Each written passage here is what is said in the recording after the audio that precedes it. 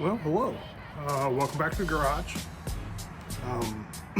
Today, what I got on the agenda for today is this on the rack. It's a 2020 F-150 Eco 3.5 twin turbo, all that fun stuff. Back in the winter, we had a big snowstorm here in Ohio, and I drove the truck to my work and then home. And well, when I drove it home, I was in about 12 to 13 inches of snow, still on the road. I don't know what happened. Then it got cold, and then the truck wouldn't start. Put a new battery in it. Truck would start, but then it got cold overnight, and then it wouldn't start. Put a new starter in it. Again, got cold, wouldn't start. Then the new starter decided that if it was below 30 degrees, it would spin, but the armature wouldn't get out into the flywheel to turn the car over. You hit the button or turn the key, and you just gotta zing, and that's it. So what I've decided is this new starter's coming out. The old starter that I had, which was the Ford Motor Company starter, which is an OEM from the factory, I think it's going to go back in. It seems to be working. I've bench tested it multiple times. Starter, the start button doodad thingamabob that you get at the parts store. It works. I've had it tested 4 times. And it's passed. I don't know why it wasn't working in the truck. So I'm gonna take this one out again. And the reason I'm gonna put it on film or digital or whatever y'all wanna call it now, because Gen X, it was film for me. I'm gonna show you how big of a PETA, pain in the arse, this starter is to get out. Watch multiple videos, easy peasy. These guys are like, boop, boop, ding, ding, boop, it's in your hand. It was 4 degrees when I did it the first time in a small garage. I couldn't get it to the lift. Too much snow, just couldn't get it here.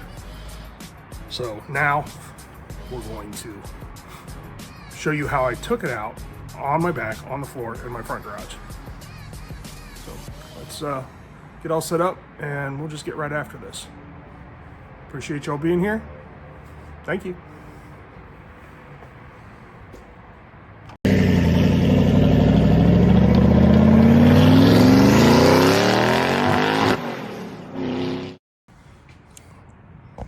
So, give you a start here. Gonna take out a couple nuts and bolts. There's a 13 right here. There's a 10 on the front of this, and then there's a 13 on the back. It's got a ground strap, and then it's got this hanger for the transmission line.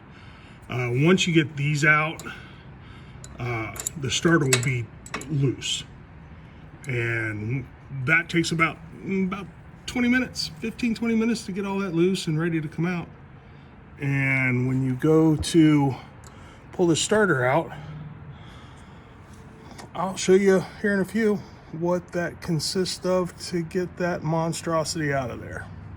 And if Ford Motor Company would have helped this brother out and gave us, let's say, a 1/2 inch, this would be a golden cake easy job. Oops, nope, it's right here.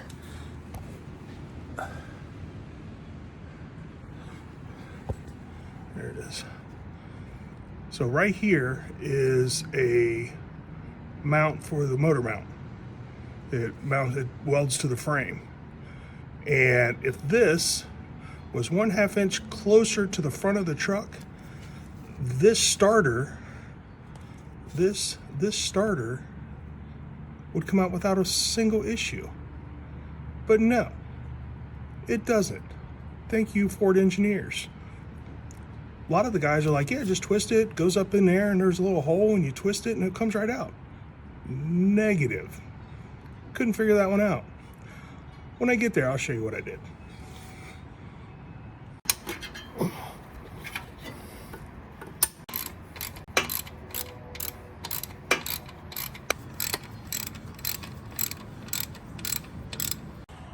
So again, this bolt right here comes out, and this is a stud. Let me see if I can get a hold of it here. And then the 10mm screws on here, and then this goes through the transmission into the starter. And then there's one, can you see it? Up here. There it is, right there.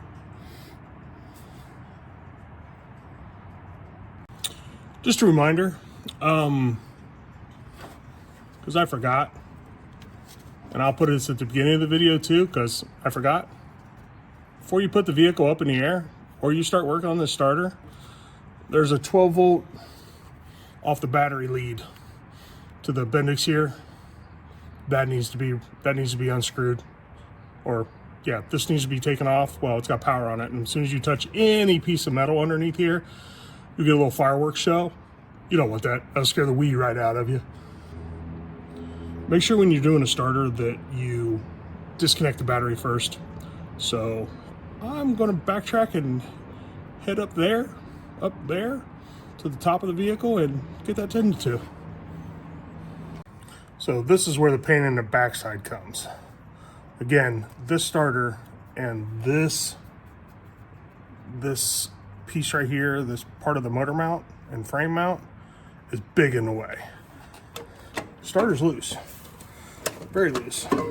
See, just bounces around in there. If they would have given me a ½ an inch more on this, the world would be a better place.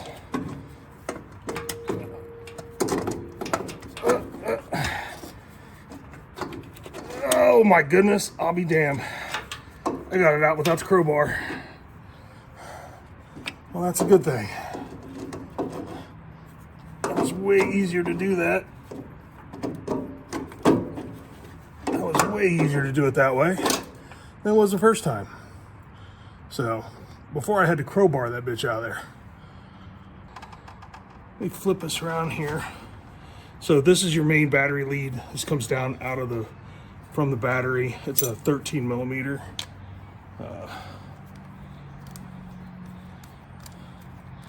And is it off? Yep, there it is.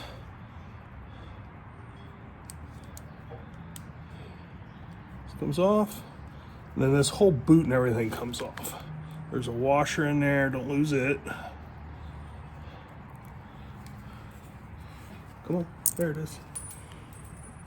Oh, I really didn't lose it, it's on the ground. So, then we have this, which looks like it is a 10mm maybe? Let me put this back on here so we don't lose it.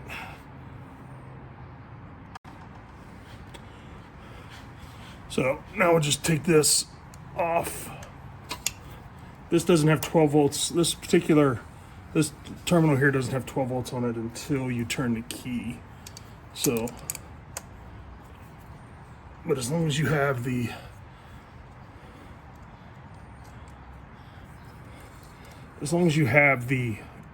battery terminal off the battery, you should be all set, no problems.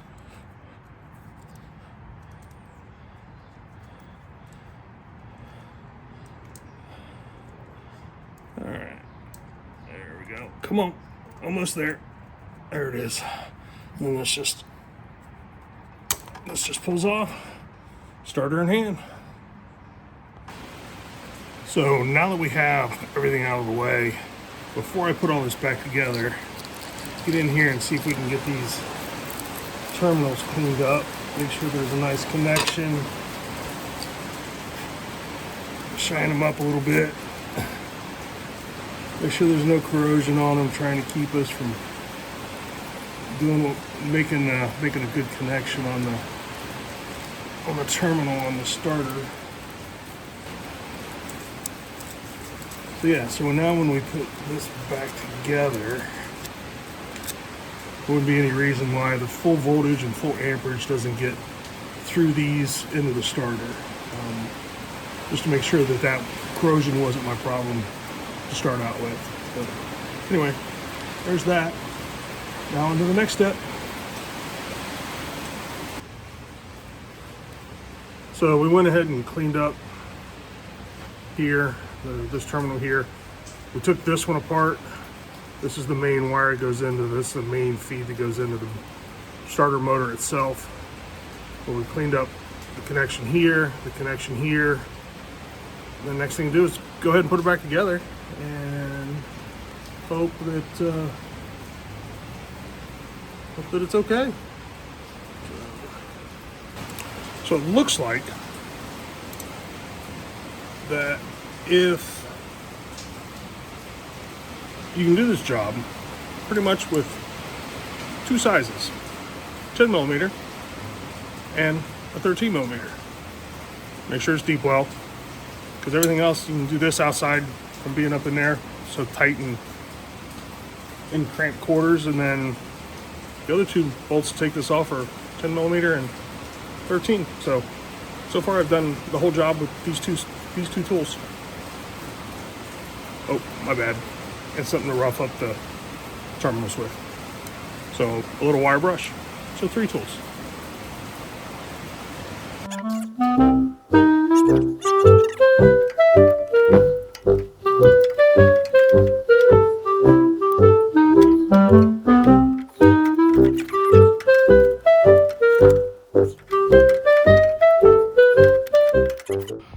Let me get you up here in personal. So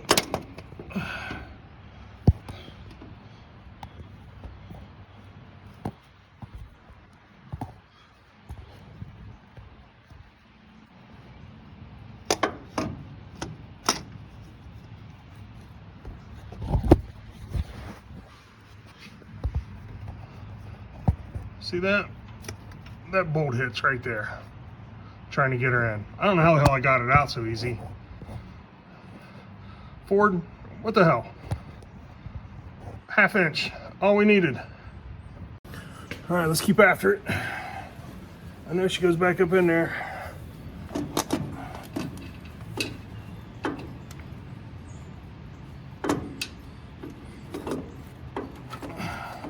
There it went. So, line the bolts up where they go into the holes. Up here, right here.